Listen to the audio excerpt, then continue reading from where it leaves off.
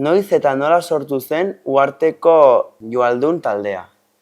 Bai, laurogeiko hamarkadan elkarte hau sortu zen, berdintasuna, ez? Eta elkartearen helburua zen Uharte berreuskaldunizatzea.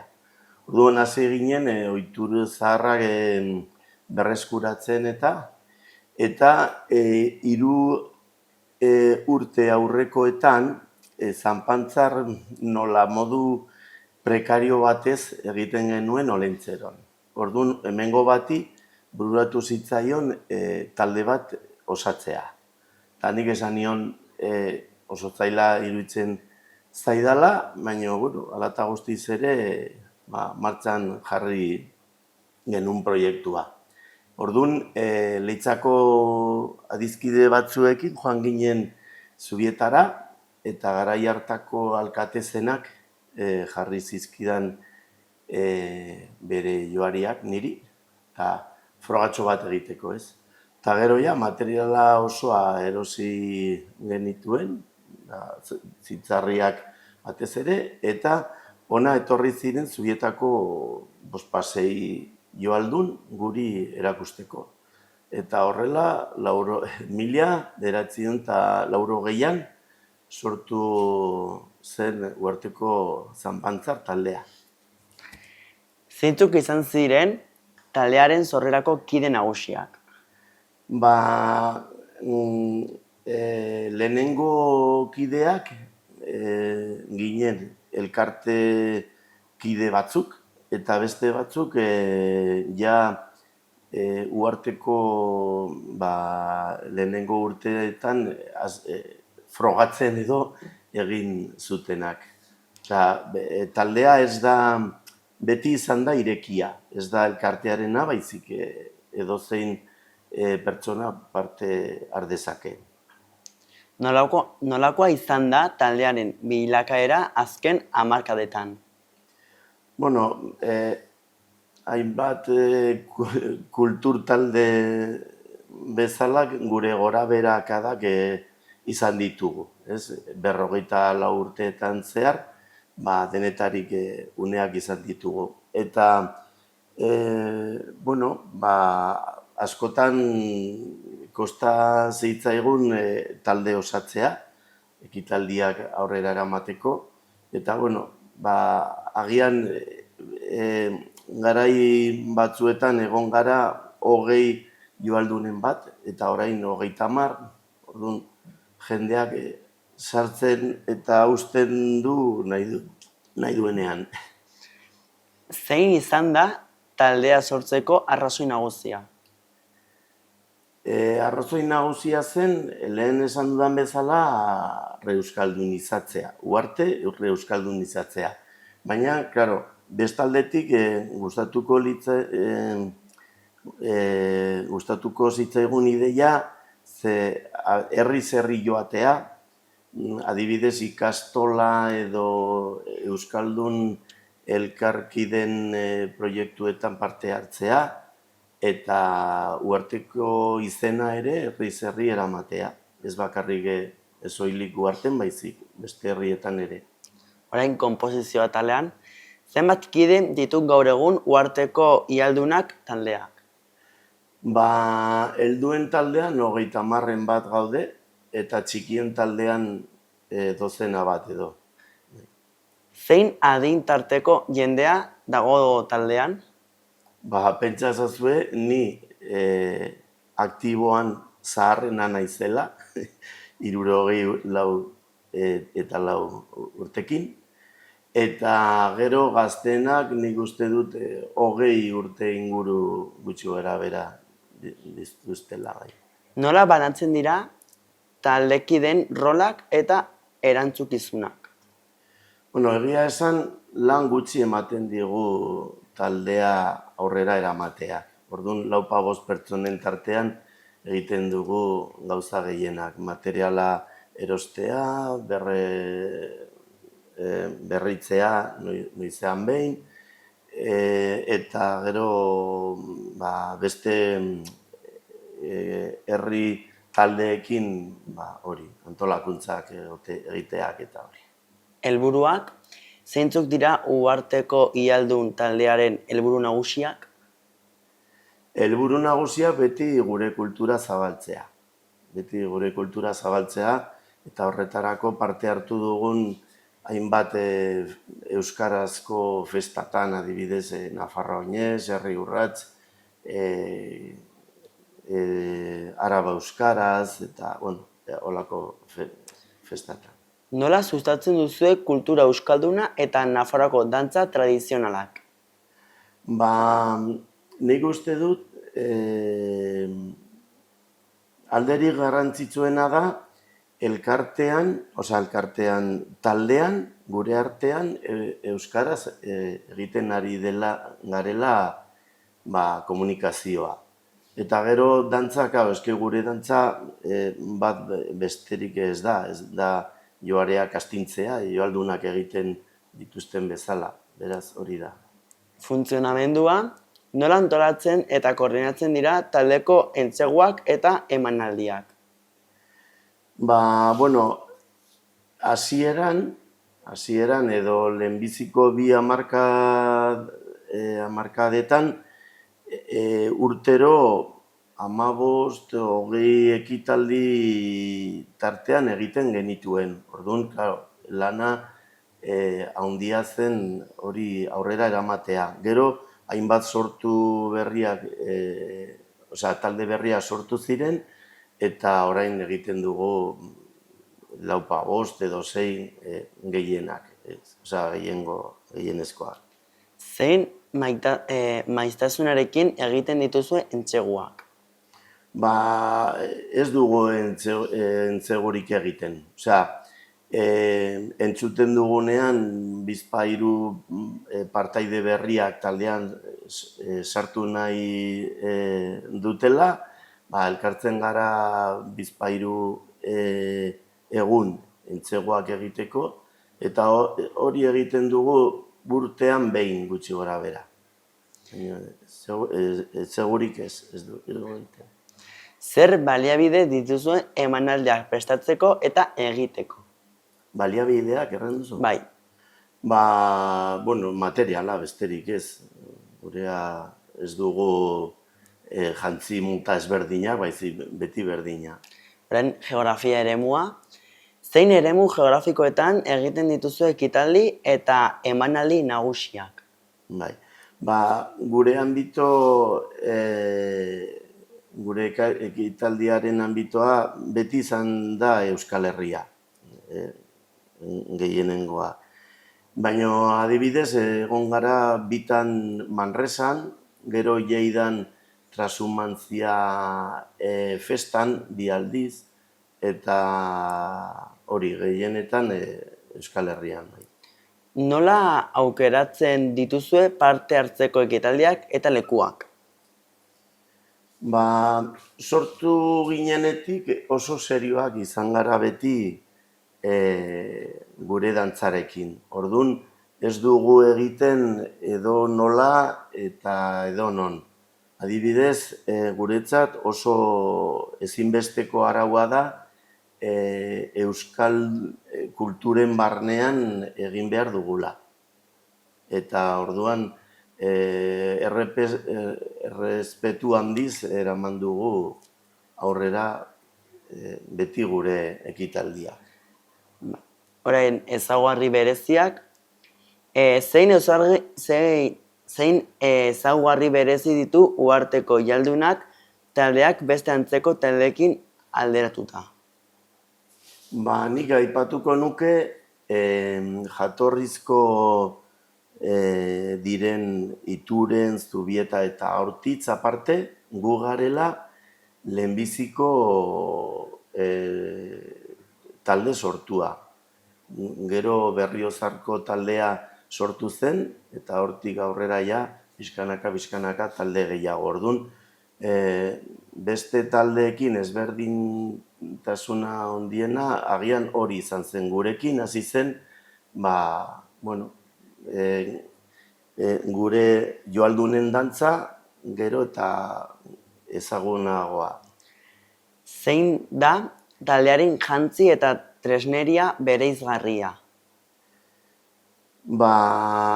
Normalean ituren eta aurtitzen erabiltzen duenak, gaineko larruarekin.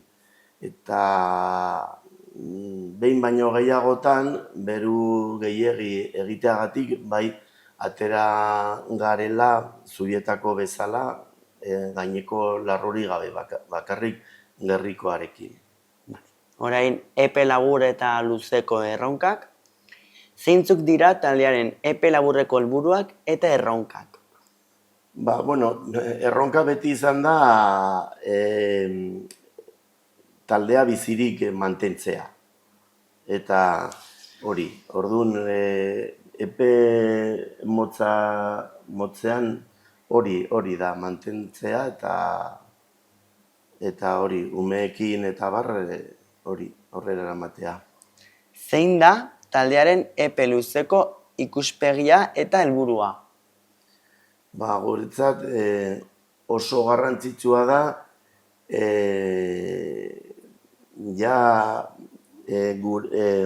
berrogeita hamar urteurrenaren ari buruz pentsatzea eta ondo antolatzea. Gustatuko litzaiguke festa on batekin antolatzea. 25.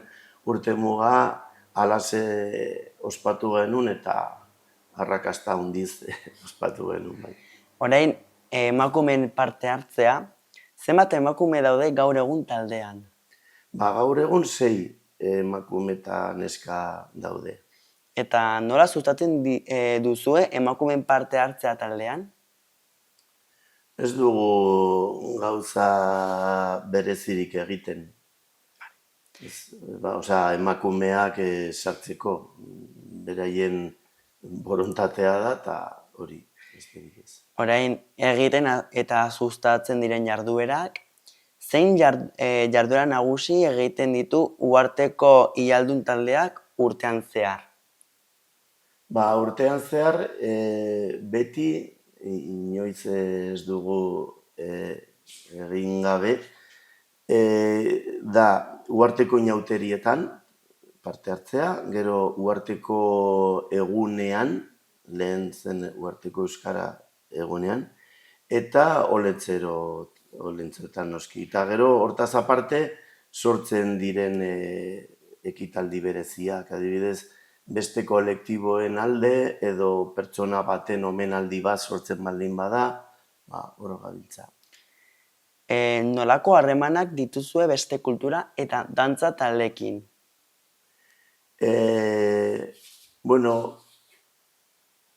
Beti oso harreman onak izan gara bai Uharteko taldeekin eta beste kanpoko taldeekin ere.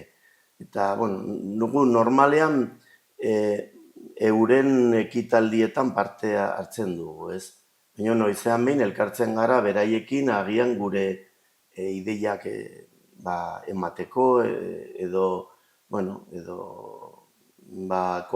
kolaboratzeko, ez? Nolako harremanak dituzue beste kultura elkartekin eta dantza taldeekin? Dantza taldeekin ez dugu harreman berezirik. Zeren gure azken finean dantza bakarra da, joaldunena, ez da? Eta, noizean behin beste joaldunen taldeekin elkartu gara, topaketak aurrera eramateko, ez? Zein motatako elkarlanak egiten dituzue beste elkartekin? Hori lehen esan dudan bezala, olentzeroa adibidez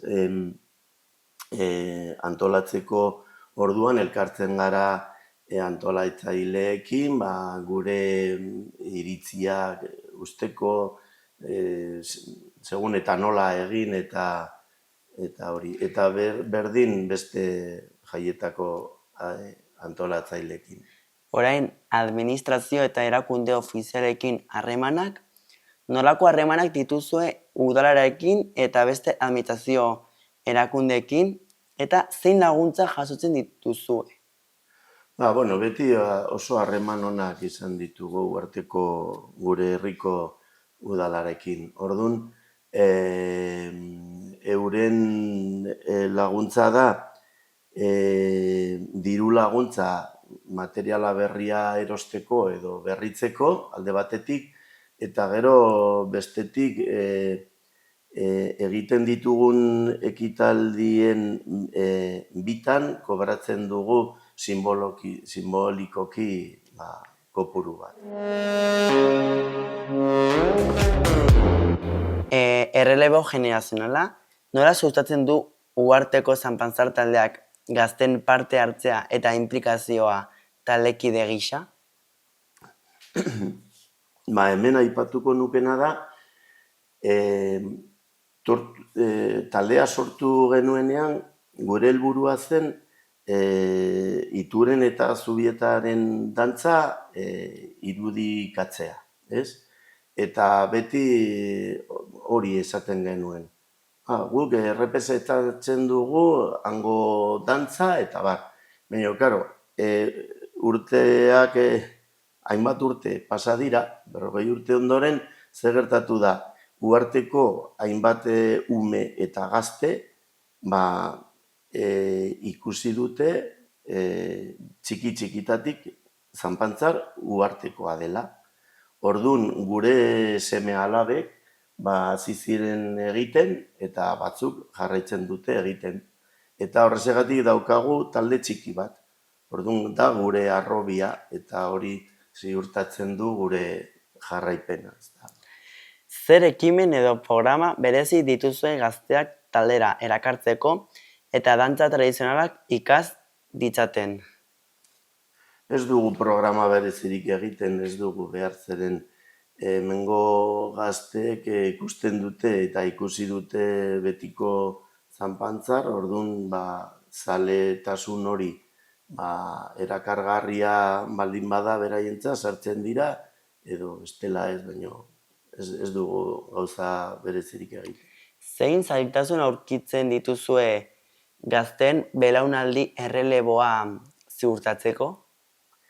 Hemen gertatzen zaiguna da, eta nik uste dut beste taldeetan egoera berbera ematen dela, ze adibidez ekitaldi bat, igande goizean baldin bada, jende gaztea, larun bat gauean atera da, eta gero bestondoz daude, ezta? Eta Zanpantzar egitea edo joariak astintzea nahiko gogorra da. Orduan, behin baino gehiagotan zaila suertatu zaigu hori, elkartzea, egiteko elkartzea. Nola lan egiten duzue gazten artean taldeko baloreak eta tradizioak transmititzeko? Uharte ez da oso herria handia, da 7.000 biztanle gara, eta hori oso gauza erreza da. Beti, errepikatzen dugu ohitura berberak, eta orduan txiki-txikitatik gaztek oso erraz hartzen dute ohitura horiek, ez? Zein da gazteen erreakzioa eta jarrera taldeko ekitaldi eta emanaldi ezberdinetan parte hartzeko orduan? Nik uste dut taldea azkenean osatzen da gazte eta helduen jendearekin, ez? Eta, egiten dugunean, guretzat festa bada. Eta azken urteetan ohitura polit bat hartu dugu, zeren egin ondoren hemen elkartean 11etako bat egiten dugu. Orduan hori taldearen erlazioa eta harremanak eta ez dakite hobetzen du, eta bueno, oso giro polita sortzen da. Nolakoak dira uharteko jalduna taldeko erraldoien jantziak eta zein elementu dira beresgarrienak? Bueno, gure jantziaren elementuak ezagunak dira, talde guztien materiala da, ezta? Eta guk garrantzia handia ematen diogu, adibidez, oilarraren lumetara ez, eta gero zaldien ilea, zintzarriak noski, eta zaldien larrua, bueno, gauza guzti horiek ondo zaintzeak saiatzen gara. Nork diseinatzen eta egiten ditu erraldoien jantziak? Bal dago artisau edo diseinatzaile berezi bat horretarako? Ez, hori ja asmatuta zegoen, iturenen erabiltzen zutena zen eta hori da ere. Hombre, azpimarratzekoa da hemen guk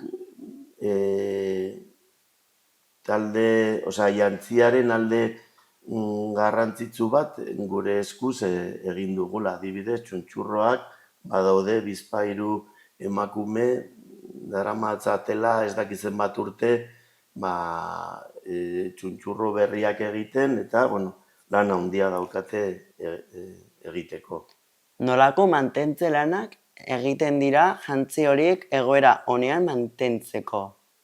Gauza sinpleak. Adibidez, ekitaldia amaitu ondoren, uzten ditugu larruak etzanda lehortzeko, hori itzerdiarena lehortzeko, gero euria egin baldin badu, zintzarriak lehortu behar ditugu ere, eta gero, adibidez, zintzarriak, larruak eta isopoak hemen gordetzen dira, eta gero joaldun bakoitzak bere etxean gordetzen ditu bai txuntxurroa, baita saia ere. Orduan berak ondo mantendu behar du hori. Zein aldaketa edo egoitzapen egin dira jantzi tradizionaletan urtetan zehar? Ez dugu inolako, bateretze aldaketarik egiten. Ensaioak, noiz eta non egiten dira uharteko jaldun taldeko entseguak?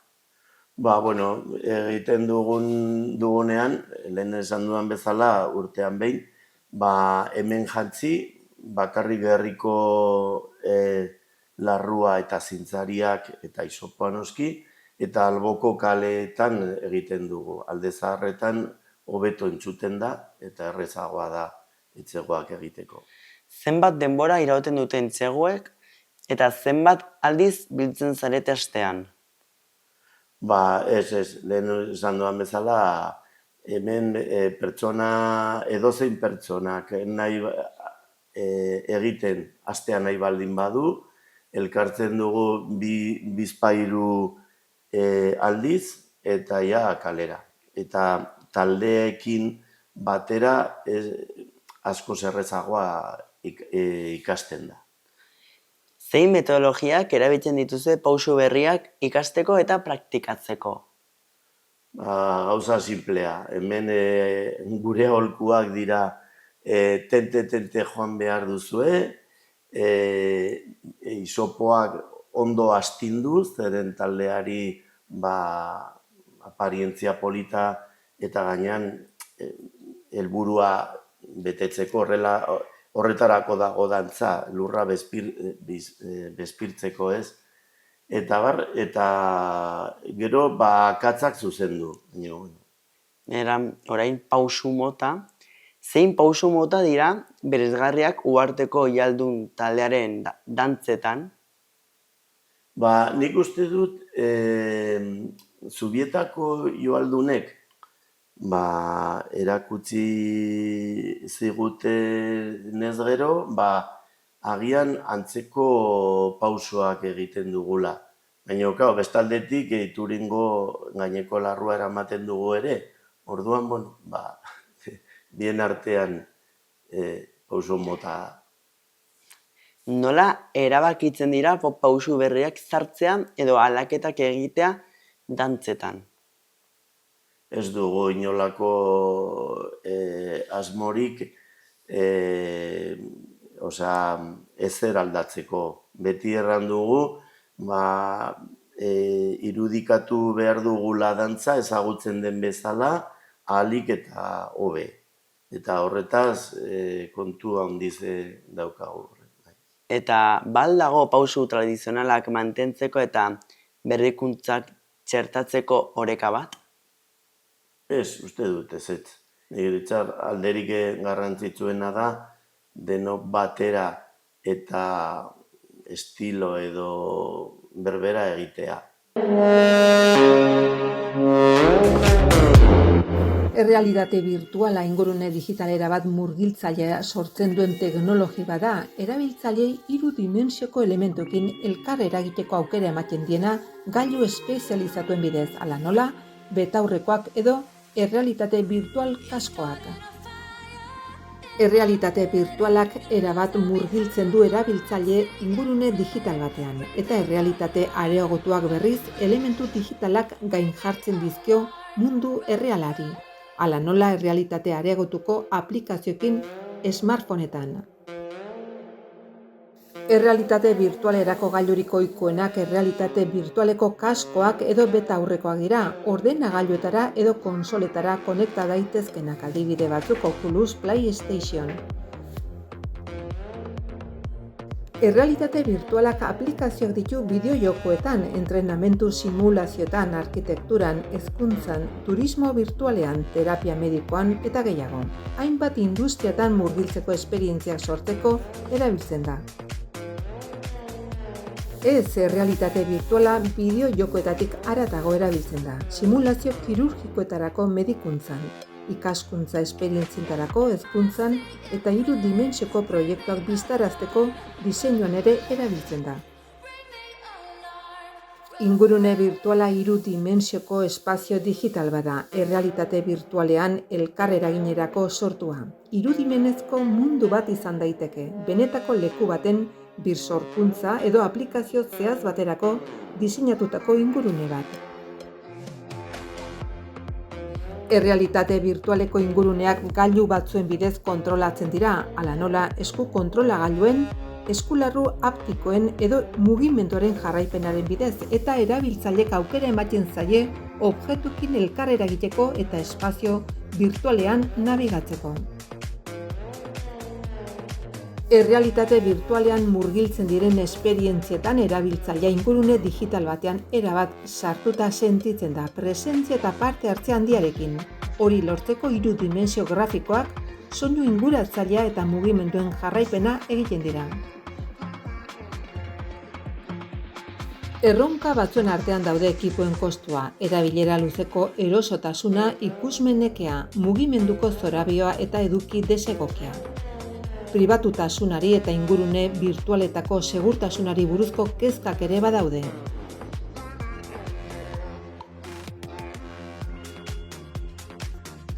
Errealitate virtuala segurua izan daiteke erabilera gomendioei jarraituz gero, hala nola atsedenaldi erregularrak hartzea eta mugitzeko nahiko leku izatea ziurtatzea. Garrantzitsua da adingabeekin kontuz ibiltzea eta erabilera luzea edo desegokia izateko arriskuez jabetzea. Nola erabiltzen dituzue teknologia berriak entseguak antolatu eta koordinatzeko? Aldera oso kuriosoa zeren. Nik nahiko heldua naizenez gero, oroitzen naiz, sortu ginenean ez egoen mugikorrarik. Orduan, adibidez, taldea elkartzeko, nik hartzen nuen telefono fijo eta banan deitu behar nuen. Denbora pasata gero, denok daukagu mugikorra eta orain WhatsApp talde bat bitartez egiten dugu koordinazioa. Orduan, oso pauso handia izan da gauzak errezteko. Baina hortik aurrera gure dantza oso tradizionala da. Orduan, ezin dugu gauza arrarorik hor sartu. Eta hau eta gero, baduzue webgune edo sare sozial ofizialik taldeko ekitaldiak eta berriak zabaltzeko? Bueno, gu gaude alde batetik elkarte honen webgunean, eta bestaldetik Uharte ezagutu web orrialdean ere hor gaude. Baina ez dugu lan handirik horretaz. Nola erabil dezake adimen artifiziala Uharteko ialdun taldeak dantza tradizionalak sustatzeko eta hobetzeko? Ez dut ikusten inolako posibilitaterik horretaz. Baduzue teknologia berrien bidez dantzen errepertorioa dokumentatzeko eta gordetzeko sistema bat? Ba ez da ere. Hombre, noizean behin, grabatzen dugu bideoak eta bar, eta agian hori erabilgarriak dira, ni ikusteko eta akatzak zuzentzeko, baina hori da oso gauza simple bat. Zer aukera ikusten dituzue adimen artifiziala erabiliz dantza koreografiak sortzeko edo hobetzeko? Gure kasuan ez dugu ikusten. Eta azkenik, nola sustatzen duzue teknologia berrien erabilera gazten artean dantza tradizionaleko interesa pizteko? Ez dut ikusten ere, eta gainean niri teknologia berri hauek, ez dakit, gainitzen zaizkit.